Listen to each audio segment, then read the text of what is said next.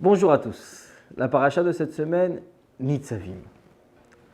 Nitzavim qui est une paracha particulière du fait du moment dans lequel elle est lue. Elle se lira toujours le Shabbat qui précède Rosh Hashanah.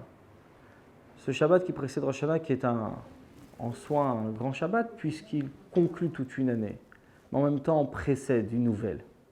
Et nous lisons cette paracha de Nitzavim où la Gemara revient sur le premier verset. Atem Nitzavim Hayom. Vous vous tenez Hayom aujourd'hui.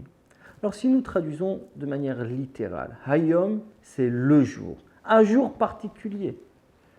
La Gemara se demande quel jour s'agit-il? Yoma Dina Rabba, le jour du grand jugement. Le jour du grand jugement, nous nous tenons devant Dieu. C'est la raison pour laquelle cette paracha est toujours lue le Shabbat qui précède. Et aussi du fait de son contenu. Le contenu de la paracha qui sont des choses complètement basiques. L'alliance que nous avons avec Dieu, les commandements que nous devons étudier, et bien sûr, ne pas s'écarter de l'unité divine, ne pas s'écarter vers l'idolâtrie. Moshe, juste avant la traversée du Jourdain, nous prévient, nous demande, faites attention de garder cette alliance avec Dieu. Faites attention de rester attaché à lui. Mais c'est un enseignement pour toujours, pas uniquement pour cette génération qui est entrée dans le désert. Bien sûr, ils sortaient du désert pour entrer en Israël.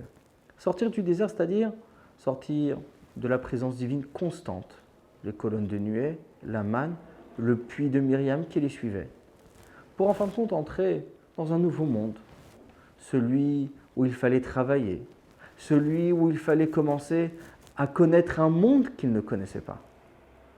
Et là, Moshe prévient et dit, il y a une alliance avec Dieu. Ce Dieu qui est dans ce monde qu'on pense le nôtre, dans lequel on travaille, mais toute cette réussite vient grâce à Dieu. C'est la raison pour laquelle nous rappelons cette chose-là juste avant le Nouvel An, juste avant Rosh Hashanah. Juste avant Rosh Hashanah, on nous dit toute la réussite de l'année et toutes les bénédictions de l'année à venir. C'est justement parce que notre réussite dépend des bénédictions de Dieu. On se tient devant Dieu à Atem Nitzavim, debout le jour du grand jugement. Mais le jour du grand jugement, comment savions-nous si ce jugement se passera bien?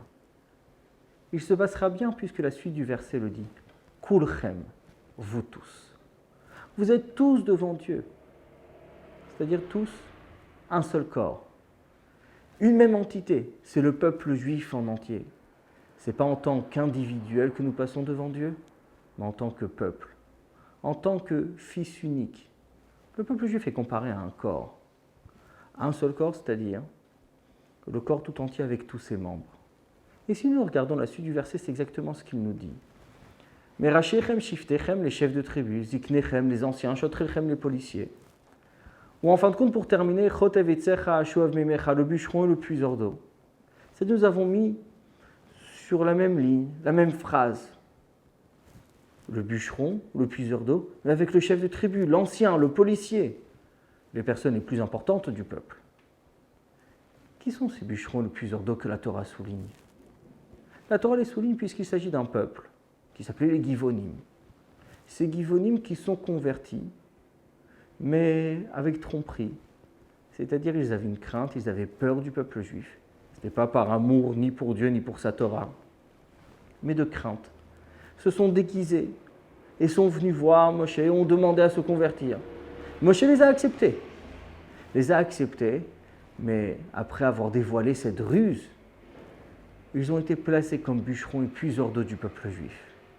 Pourtant, nous les citons dans la paracha de cette semaine, ils sont au même pied d'égalité que le chef de tribu, l'ancien et le policier. Et ce pourquoi? Parce que le peuple juif, c'est un seul corps. Parce que le peuple juif, c'est une seule entité. Dans un corps, la tête ne peut se déplacer si elle n'a pas de pied. Mais le pied ne peut vivre si la tête n'est pas en bonne santé. C'est-à-dire qu'autant que la tête a besoin de son pied, le pied a besoin de sa tête. Le bûcheron, le puiseur d'eau, a besoin du chef de tribu pour avancer, pour vivre.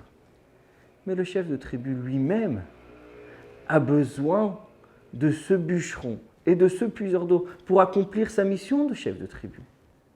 Le jour de Rosh Hashanah, nous tournons devant Dieu. Mais c'est Kulchem, vous tous, une seule entité, un seul corps. Le peuple juif est un seul corps. Ve'a vechad lekulana. Mais on a un seul Père également. Ce Père unique qui est Akadosh Baruch Hu, qui est Dieu, et qui attend son Fils. Le jour de Rosh Hashanah, nous déclarons, nous demandons à Dieu de régner à nouveau sur terre. Nous demandons à Dieu de régner, puisque le règne s'expire au bout d'une année. S'expire au bout d'une année, Dieu attend, puisque Ein Melech Beloam, il n'y a pas de roi sans sujet. Donc le sujet, qui sommes nous, le peuple juif, pour qui Dieu a créé le monde afin qu'on puisse accomplir ses commandements, demande et attend qu'on le réclame. Je dis, mais si vous me réclamez, regardons les conditions. Les conditions sont l'application des commandements. Est-ce qu'ils ont été faits durant toute cette année? Et au bout du bilan, nous savons que nous devons avancer. Nous savons et nous prenons conscience qu'une année s'est écoulée, mais une nouvelle année approche, avec de nouvelles forces et avec de nouvelles décisions. Et c'est la raison pour laquelle nous tenons devant Dieu, mais Nitzavim, debout, confiant que ce jugement sera un bon jugement, parce que c'est une relation d'un fils avec son père. Dieu nous attend, et nous attendons de Dieu également qu'il nous bénisse pour une bonne et douce année. Au revoir à tous et Shana Tova.